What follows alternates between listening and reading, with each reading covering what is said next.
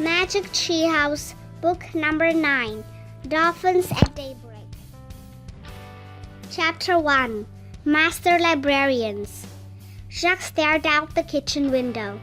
The sun was not up yet, but the sky was growing lighter. Jacques had been awake for a long time. He had been thinking about the dream he'd had, the dream about Morgan Le Fay. "The treehouse is back," Morgan had said. "I'm waiting." Jacques wished that dreams were real. He missed Morgan's magic treehouse. "Jack!" His little sister Annie appeared in the doorway. "We have to go to the woods now," she said. "Why?" Jack asked. "I had a dream about Morgan," exclaimed Annie. "She says the treehouse is back and she's waiting for us." "That was my dream," said Jack. "Oh, wow," said Annie. "She told you too, so it must be important." "But dreams aren't real," said Jack. "Some dreams aren't, but this one is," said Annie. "I can just feel it." She opened the back door. "I'll see you later." Wait, I'm coming," said Jack. He raced up the stairs. Having the same dream must mean something, he thought. He grabbed his backpack and threw his notebook and pencil into it. Then he ran downstairs. "We'll be back soon, Mom," Jack called into the living room. "Where are you going so early?" his dad called. "Just for a quick walk," said Jack. "It rained last night," called his mom. "Don't get your shoes wet." "We won't." Jack slipped out the door. Annie was waiting for him. "Let's go," she said. The sky was pale gray. The air felt freshly washed. Jack and Annie ran up the quiet street to the Far Creek woods. They headed between the trees. Soon they came to the tallest oak in the woods. There was a wooden house high in the treetop. "It is back," whispered Jack. Someone looked out the window of the treehouse. A lovely old woman with long white hair, Morgan Le Fay. "Come up," called the magical librarian. Jack and Annie climbed up the rope ladder and into the treehouse. In the dawnlight, they stared at Morgan Le Fay. She looked beautiful in a robe. Jack pushed his glasses into place. He couldn't stop smiling. "We both had dreams about you," said Annie. "I know," said Morgan. "You do?" "Yes, I sent them to you," said Morgan, "because I need your help." "What kind of help?" said Jack. "Merlin the magician has been up to his tricks again," said Morgan. "So I haven't had any time to collect books for Camelot's library." "Can we collect them for you?"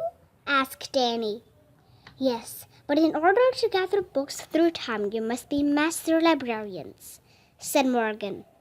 "Oh, well," said Annie sadly. "But you can become master librarians," said Morgan, "if you pass the test." "Really?" said Annie. "What kind of test?" Jack asked. "You must show that you know how to do research," said Morgan, "and show that you can find answers to hard questions." "How?" said Annie. "By solving 4 riddles," said Morgan. She reached into the folds of her robe and pulled out a rolled-up paper. "The first riddle is written on this ancient scroll," she said. "This book will help you find the answer." She held out a book. On the cover were the words, "Ocean Guide." "This is where you have to go," said Morgan. "The ocean, oh boy," said Annie. She pointed at the cover. "I wish we—" "Stop!" Jack grabbed Annie's hand. "How will we know if we found the right answer to the riddle?" he asked Morgan.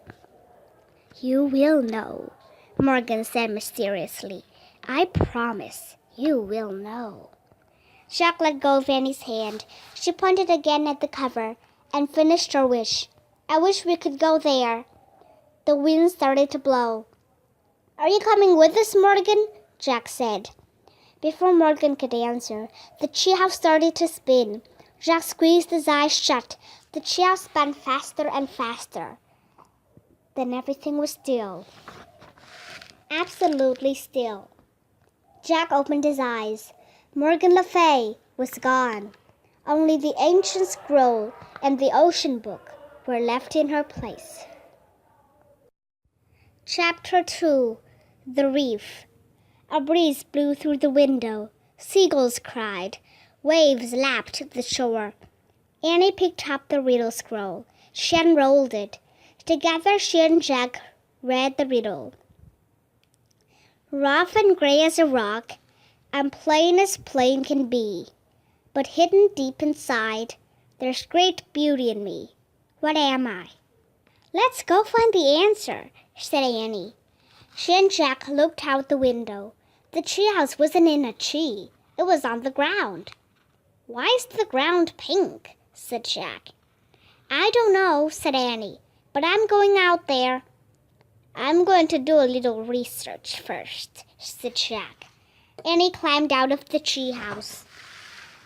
Jack picked up the ocean book and flipped through it. He found a picture of a pink island surrounded by water.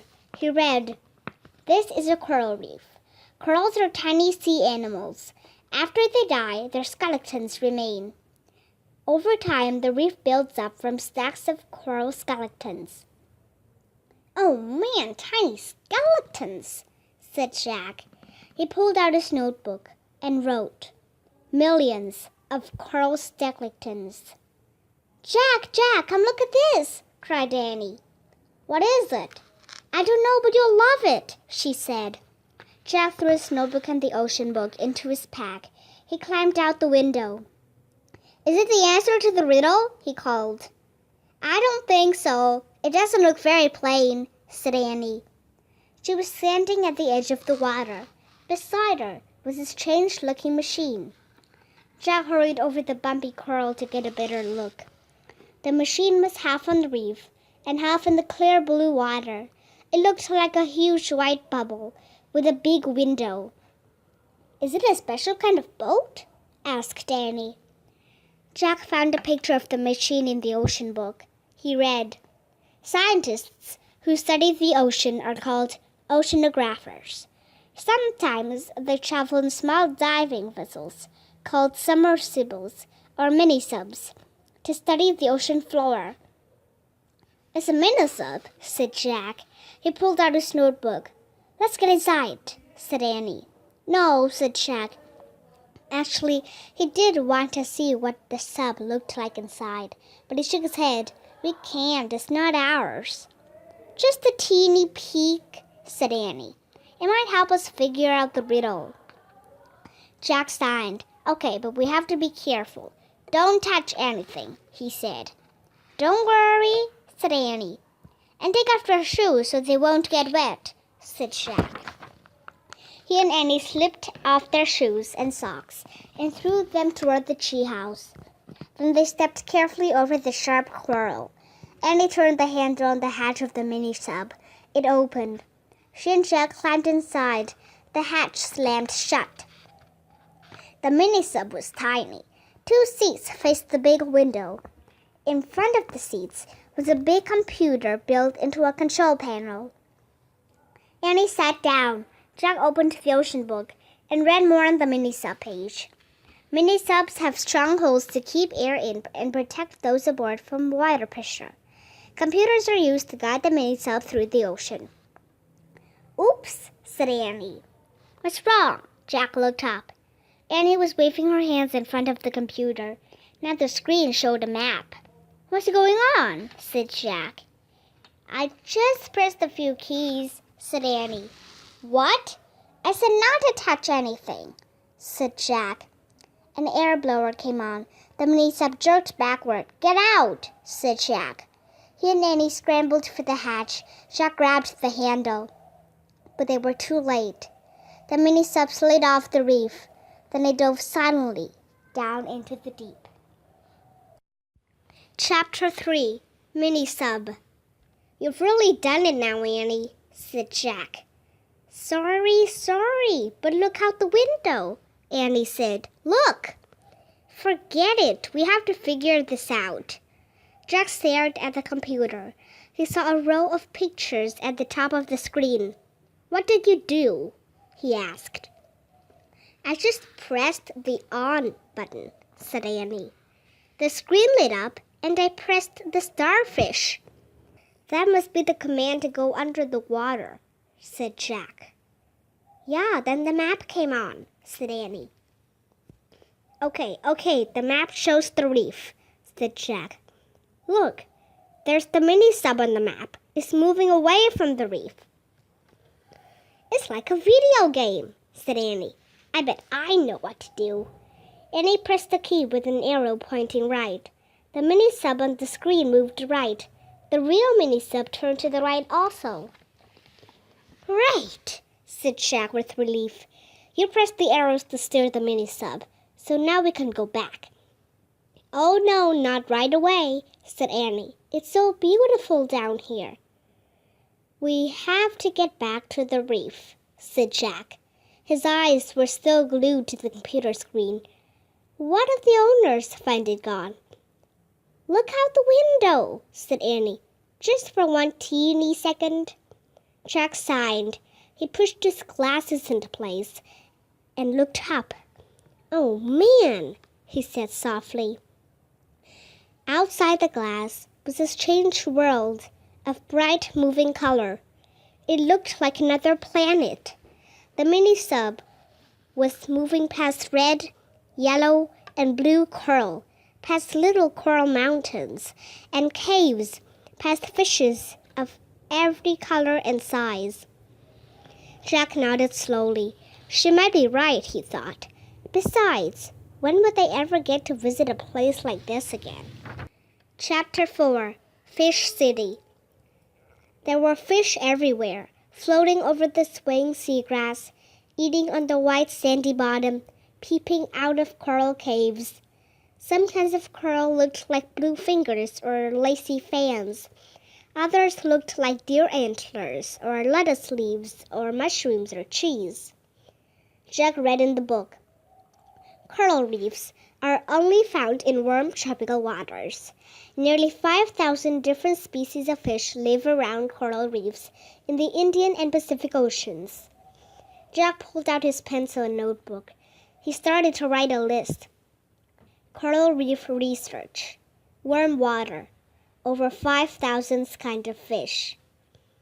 Look, said Annie.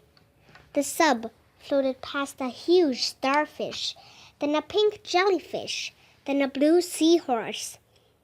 Jack added to his list. Starfish, jellyfish, seahorses. What is that? Said Annie. Jack saw a creature that looked like a giant pancake with a long tail. A stingray, said Jack. He put that on his list as well. And that? Said Annie. She pointed at the biggest shell Jack had ever seen. It was as big as a footstool. I'll have to check on that one, said Jack. He turned the pages of the ocean book. When he got to the page about clams, he read aloud. The giant clam of the coral reef is 3 feet wide and weighs up to 200 pounds. Wow, said Annie. No kidding, said Jack. He added giant clam to his list. Dolphins, cried Annie. Jack looked up. 2 dolphins were peering in the window. They tapped their noses against the glass. Their eyes were bright. They seemed to be smiling. Jack laughed. It's like we're in a fish tank, and they're looking at us, he said. Their names are Suki and Sam, said Annie, sister and brother. You're nuts, said Jack. Here's a kiss for you, Suki, Annie said. She pressed her lips to the glass as if she were kissing the dolphin's nose. Oh, brother, said Jack. But the dolphin opened her mouth and tossed her head. She seemed to be laughing. Hey, I know the answer to the riddle. Dolphins, said Annie. They're gray and plain, but they have great beauty inside. You forgot the roughest rock part, said Jack. Dolphin skin looks smooth and slippery. Oh, right, said Annie. The dolphins flipped their tails. They swam off into the light blue water. "Wait! Don't go!" called Annie. "Suki!"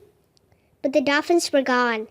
"It's time for us to go, too," said Jack. He was afraid someone might be looking for the mini-sub. "But we haven't solved the riddle," said Annie. Jack studied the bright underwater world. "I don't see the answer," he said. "There's nothing plain at all out there." "Then maybe the answer is in the mini-sub," said Annie. They looked around the tiny space. "I'll check the computer," said Jack. He studied the row of pictures at the top of the screen. He pressed the book picture. The words "ship's log" flashed onto the screen. Chapter 5, 2 Eyes. "What's a ship's log?" said Annie.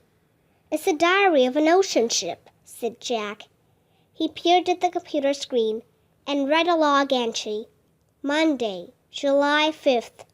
"Hey, that was just last week," said Jack. He read further.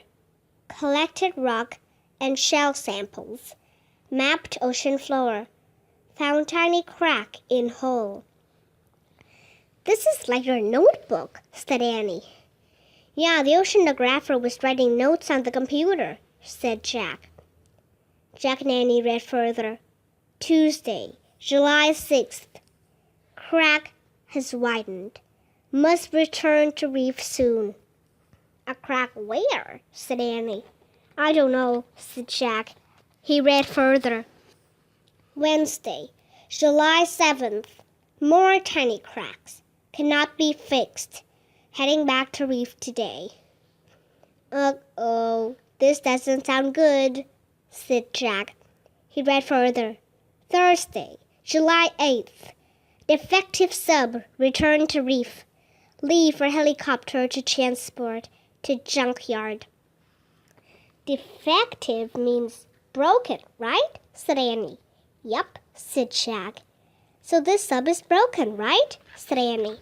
"Yup," said Jack. "And it was waiting to be taken away by a helicopter to a junkyard." "Yikes," said Annie. "Now we really have to get back," said Jack. "Let's try pressing the waves picture," said Annie. She pressed the waves picture on the computer screen. The mini-sub began to rise slowly. "Oh, good," said Jack. The sub went past a small coral mountain. It went past schools of fish and waving plants. "Oh," gasped Annie. Jack gasped too. 2 eyes were staring out from behind a giant sea plant. They looked human, except they were as big as golf balls. The sub moved past the giant plant. Jack breathed a sigh of relief. "What? Whose?" sputtered Annie. "Don't ask," said Jack. They stared back at the plants. Just then a long arm came out from behind it. Then another arm came out. Then another, and another, and another, and another, and another, and another. Jack and Annie stared in horror. "And a giant octopus is coming after us," said Annie. Slowly, the octopus crept through the water. Its 8 arms reached for the mini-sub.